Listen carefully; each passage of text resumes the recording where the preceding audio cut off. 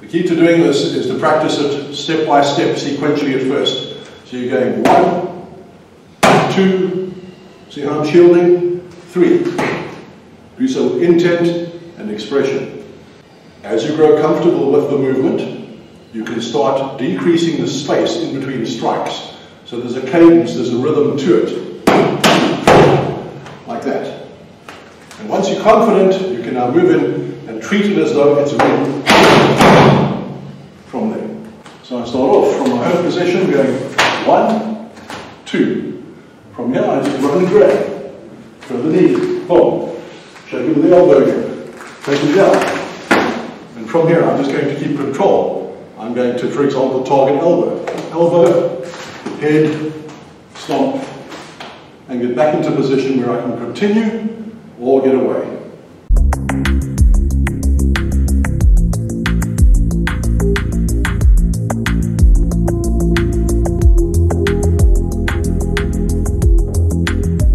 As you're probably aware, Krav Maga is primarily an Israeli-originated discipline, and much of what we teach came about as a result of what originated in Israel in the 1930s. However, Combatives, as a system of realistic, practical self-defense, is quite a bit older than that. And in recent history, one particular event, World War II, gave birth to many of the movements that we do in practice, and those were later translated into Krav Maga as it was practiced in Israel and other parts of the world. One of the early originators of realistic combatives in World War II was a gentleman by the name of William Fairbairn. Major William Fairbairn had a very checkered and illustrious history in the Hong Kong police as well as in the military itself. And he was tasked with teaching new recruits for the Special Operations Executive, the brave men and women who went behind enemy lines unarmed and were tasked with bringing down the enemy. They had to do so largely unarmed. They had to be trained quickly and efficiently, and they had to be trained very, very well. And so many of the same principles that were taught then, we echo in our training today. And in the DNA of EDA's Krav Maga, we still use many of those movements. Self-defense is not a sport. So sporting movements, things like straight punches, things like technical boxing that required a whole lot of effort and time to learn, were of no use. One of the primary reasons why Combatives was taught in a certain way was that they were facing an enemy who very often was armored. He was wearing a helmet, so any kind of punch you risked breaking your hand. He was very often wearing a webbing, body armor, he was carrying a rifle, might have had a pistol, armed with a knife, etc. And he was often highly trained and very strong. So they had to devise means to get to vital targets very quickly. The eyes, the throat, the groin, and of course debilitating strikes to areas like the limbs themselves to slow down your enemy. And that is why most of the techniques taught in traditional combatives do not involve classical boxing, they do not involve classical wrestling or jiu-jitsu or anything like that.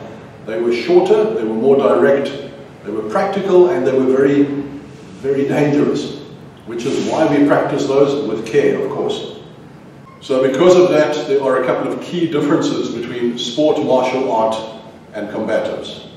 In sport martial art, the idea is to create range and stick to that range. In karate, the range is kick and punch, for argument's sake, and keep the opponent there.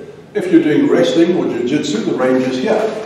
You want to get stuck to your opponent, you want to stay to him, stuck to him all the way through.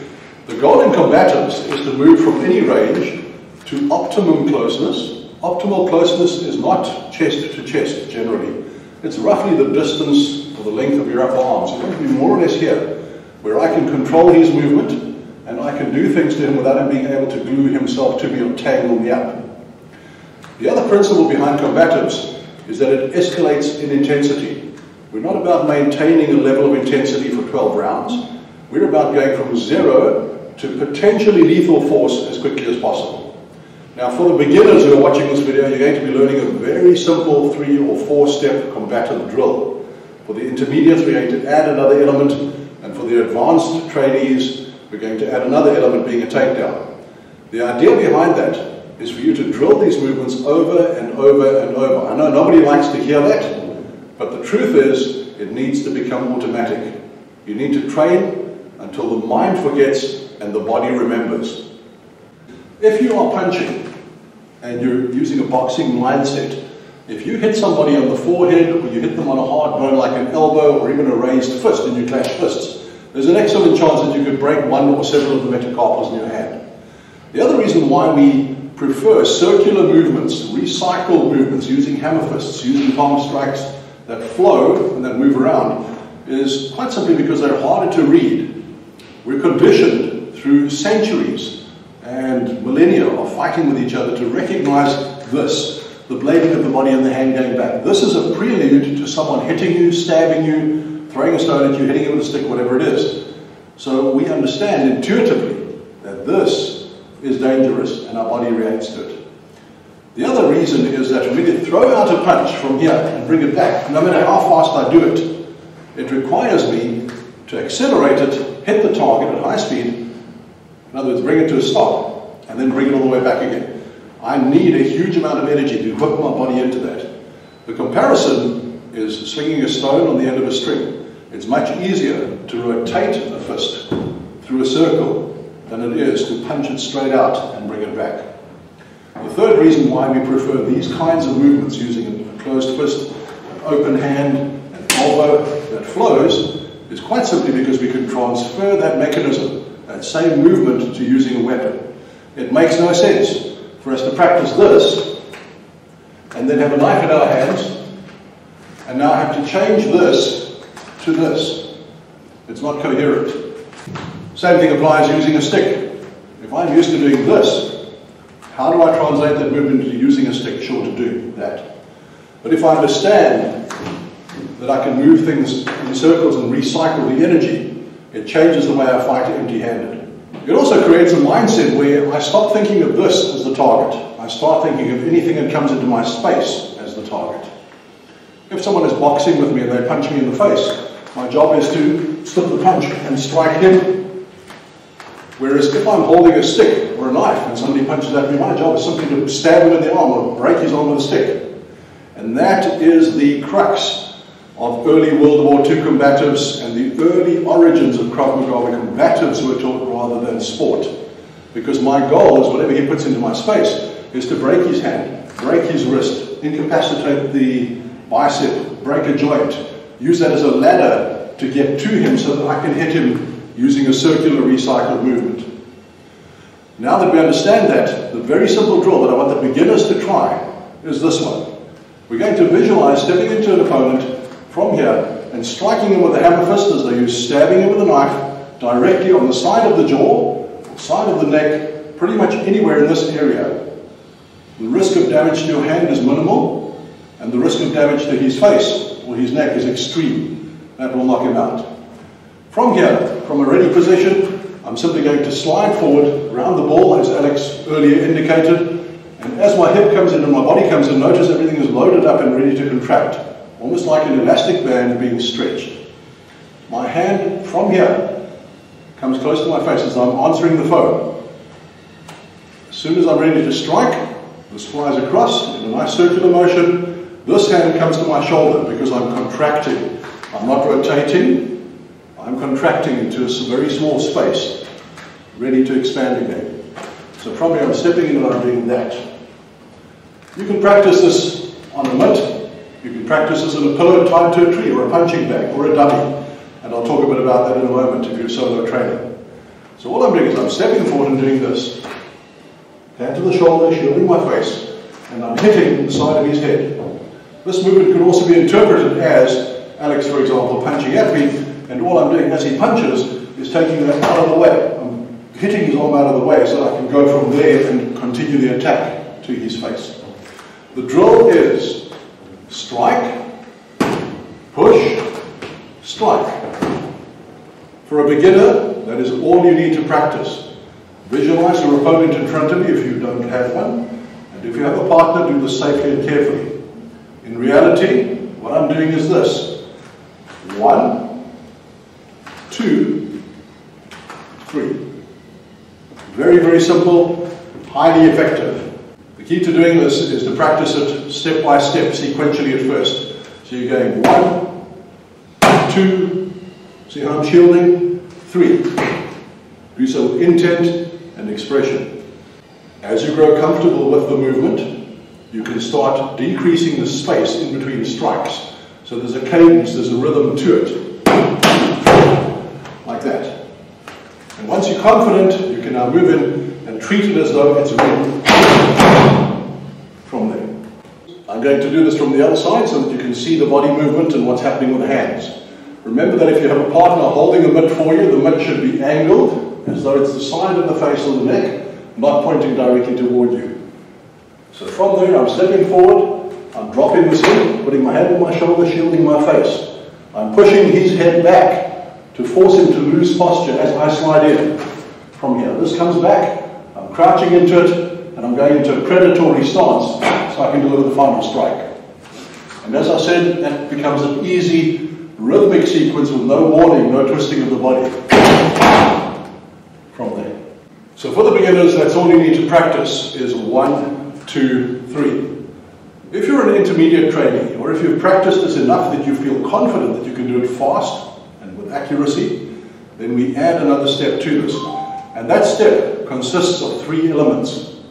Stage 1, of course, is what we've already done. We've struck the guy, we've pushed his head back, and we've struck him again. Now we move to phase 2, which is the intermediate phase. From here, once I've done that, I'm simply going to reach out and grab him. How I grab him doesn't matter. We're in a fight, we're not in a sport. So I could grab him by the shoulder and the arm like this. I could underhook the arm if I can reach it. I might grab the back of the neck or his ear or his hair or his shirt, whatever I can find. And from here, I launch myself into him as I pull him forward. Notice how my leg is chambered back. And all I'm going to do is whip my hip in and throw a knee straight to the groin or the abdomen. The key here is to throw that knee not upward, not swinging your leg, but as though you're closing the door with your knee, you're pushing right through. Like that, your hip goes forward. So of course I'm not going to actually hit Alex, but from here, 1, 2, 3. There's phase 1. Phase 2, he's stunned. I now step in, I grab hold of him. For the sake of illustration, I'm going to just grab Alex by the arm and the shoulder, and I'm going to throw the knee. Once that's thrown, I'm going to either push him or pull him. If he's moving back, I may push him. If he's fallen forward, I may pull him. My goal now is to grab his head. I just let go and I grab his head anywhere I can. It might be here, he might have moved back, or that's happening. I grab the head there. I just go from grabbing the shoulder to grabbing the head. And I rip. By rip, I mean this. I'm going to rip the ear this way, and I'm going to punch the jaw that way like that. This is the point at which I'm at my optimum range. Here, I'm still too far out. This is my entry, my setup. Here, I'm getting closer. Now, at this range, I can do what I'm here to do. And that is to do this. Either take the chin that way, or else take the chin this way. However it presents itself.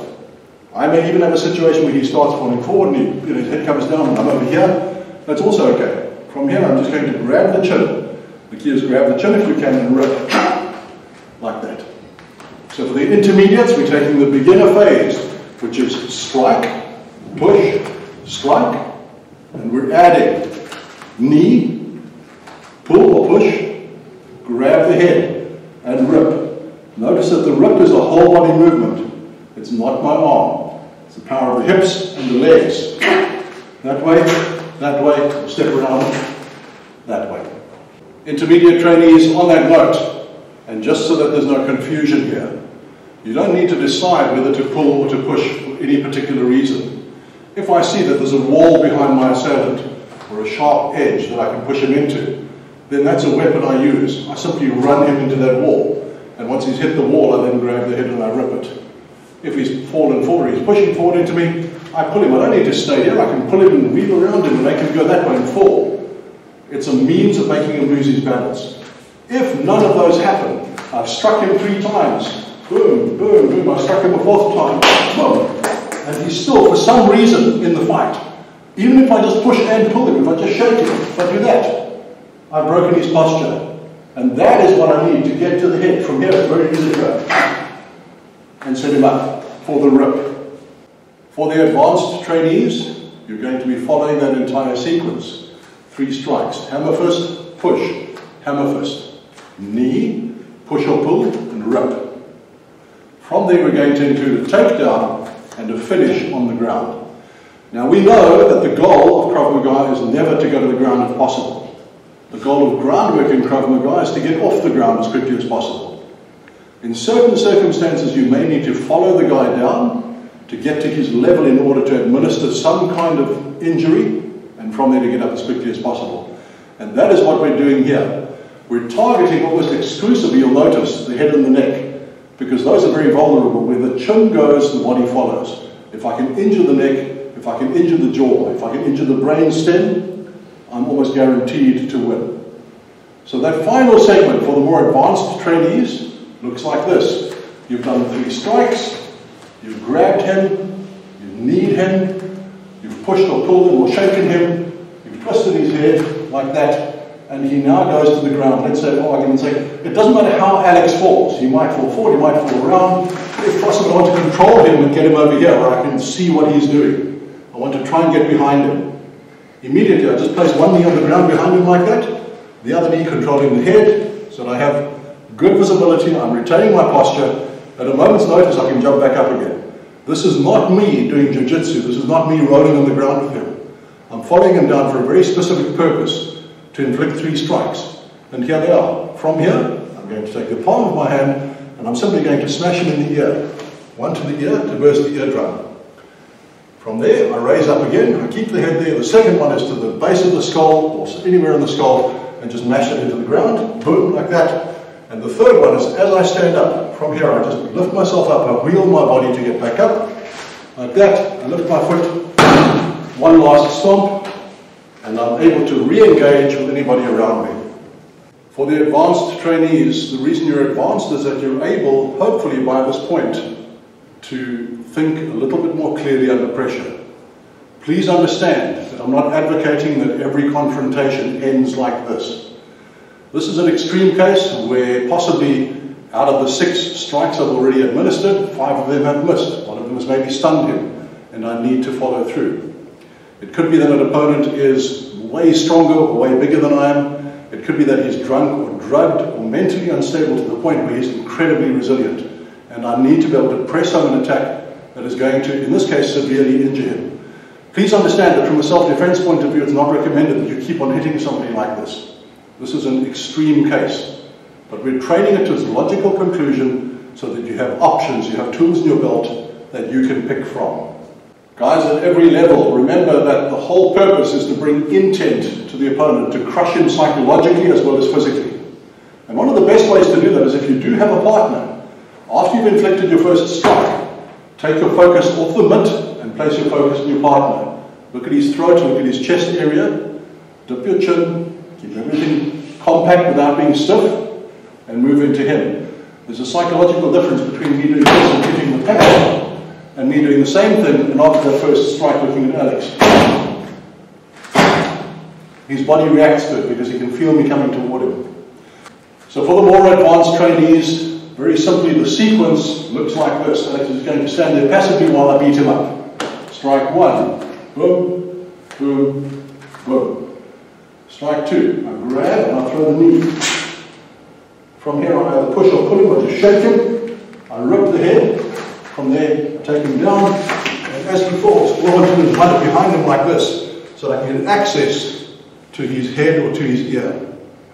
This hand comes up, one strike to the ear, bang, one strike to the head, bang, one strike to the foot. From there. So advanced trainees, you can start off doing this very slowly and carefully, but try and string the sequence together without interruption. So from there, we go strike, push, strike, grab, knee, shake, twist, take him down, follow him, hit, get up, stop, and move back from there. As you can see, the whole sequence can be done in probably less than 5 seconds, and the idea is to train it until you can do it automatically. If you're an advanced trainee and you've mastered this drill, you've practiced it because you don't sleep and you have nothing else to do, and you can do it on autopilot, you can add to the drill by introducing a weapon. If you're holding something like a bladed weapon, you can mimic the drill. So from here, I can use a knife or a pen. I can go strike, push, strike. From here, very simple, I grab, I throw the knee. I shake using my elbow, boom. And I simply take it up. From here, same thing. 1, 2, 3, and away we go. You can train the same sequence using a baton, stick, or older magazine, by using a return strike or a snap stroke. So I start off from my home position, going 1, 2. From here, I just run and grab. Throw the knee, boom. Shake it with the elbow here. Take it down. And from here, I'm just going to keep control. I'm going to, for example, target elbow. Elbow, head, stomp, and get back into a position where I can continue or get away.